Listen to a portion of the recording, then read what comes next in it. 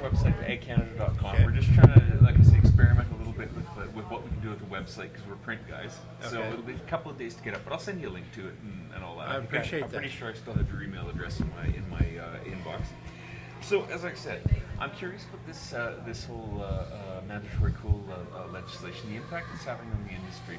I guess I want you to comment on how likely you think it is that this is going to play out at all differently than what we have. Do you see any potential for a resolution that's a little more amenable to Canadian producers, or is this just reality and we're going to have to learn to deal with it?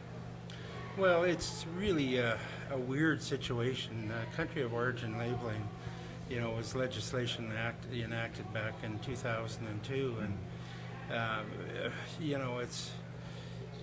we've been living with the fear of it for so long that we kind of became a little apathetic with what we thought might be the outcome. So in our case, in the swine industry, we had a very compelling business model where we produced baby pigs in Canada and shipped them down as either early wean pigs or feeder pigs. And there was instances of market hogs filling slaughter runs in slaughter plants in the U.S. as well. So we really had a nice business model integrating with the U.S. Now that mandatory country of origin labeling is coming about, we thought we had regulations that we could live with before the administration changed. There was the ability to slaughter Canadian hogs and cattle, either sourced in Canada, finished in Canada, and fed in the U.S., and they could slaughter some U.S. Hogs and cattle at the same time. And that seemed to be something that we could live with. Then the new administration came along, and the new Secretary, Tom Vilsack,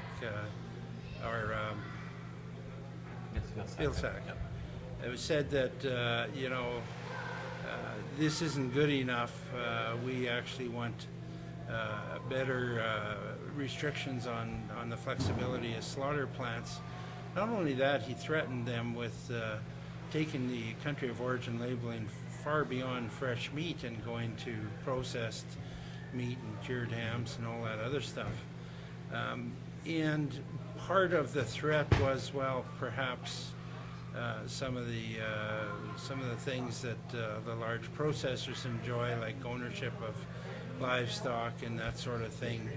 If they decide to bring down the hammer, they might be very negative impact to their business. So that threat seems to have worked. Even though the country of origin regulations are written that we can live with, the threat of really making them much more restrictive has caused quite a upheaval in our business. Can you tell us a bit about what that upheaval looks like? Like you had some facts and figures there, and I didn't have an opportunity. Can you just run through, sir, what's the impact you've seen on the hog industry and your business, what's that been like? Well, some of the major slaughter plants in the U.S. said they're going to discontinue buying any sourced Canadian hogs for their plant, period. Mm-hmm. And some of those plants were taking 2-3 million Canadian hogs a year. Morels is the big one. It's the closest one to the Saskatchewan and Manitoba producers. When they discontinued slaughtering Canadian hogs, that had a very huge impact on our business. So we've had to take less money and freight our hogs further to get to the couple hog plants that still accept Canadian hogs. These plants, they run a business. They're no dummies. They're writing contracts for Canadian-sourced hogs that probably net about $20 less a hog than American-born hog.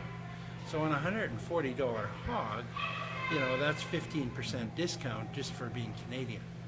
And so if there's a big discount on Canadian hogs in U.S. slaughter plants, the contract growers in the Midwest that a lot of them depended on Canada as one of their sources for feeder pigs, they're discounting the early weans and feeder pigs as well. So most recently, we think a U.S. SEW, early wean pig, for example, born in the U.S. is probably worth about $20, still below their cost of production, but about $20.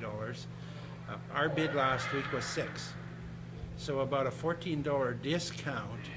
And work out the math on that. That's a couple 100%, 300% less than what an American producer receives for their early wean pigs. So our business can't sustain that. We've got guys that are going broke very quickly, and they're struggling to find feeder barns in Canada, or there's stories of people giving away pigs, and maybe even some destroying their pigs because they're just no value. Now, is what we're watching then sort of the death of the continental market? We certainly have seen one build up in the hog and the beef sectors in particular over the last 15 years. How does that market survive something like this, or can it? In the current state, it can't. It's not sustainable. But what we